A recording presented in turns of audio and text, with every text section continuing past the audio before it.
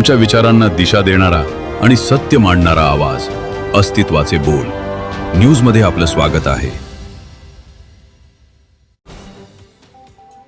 आजची मोठी बातमी गोंदिया जिल्ह्यातून.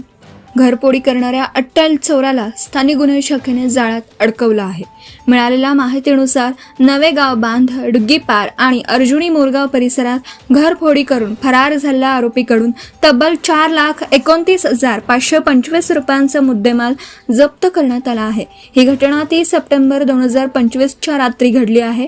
अज्ञात चोरट्याने घराचे कुलूप तोडून आत प्रवेश करत कपाटातील सोन्याचे दागिने आणि रोख रक्कम लंपास केली होती. तक्रार मिळताच पोलिसांनी तात्काळ गुन्हा दाखल करून तपास सुरू केला. तपासादरम्यान स्थानिक गुन्हे शाखेला मिळालेल्या गुप्त माहितीनुसार सुरेश नामदेव कामरे, वय वर्ष 60, राहणार यवतमाळ, याला अटक करण्यात आली. पोलिसांनी त्याला चंद्रपूर, गडचिरोली आणि नागपूर परिसरात शोध घेत अटक केली. चौकशीत आरोपीने गुन्ह्याची कबुली दिली असून चोरी केलेला मुद्देमाल गडचिरोली येथील एका ज्वेलर्सला विकल्याचं सांगितलं.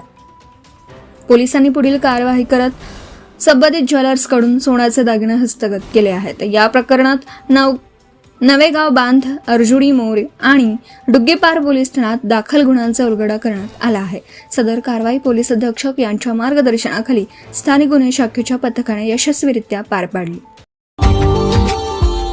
Subscribe now and press the bell icon. Never miss an update.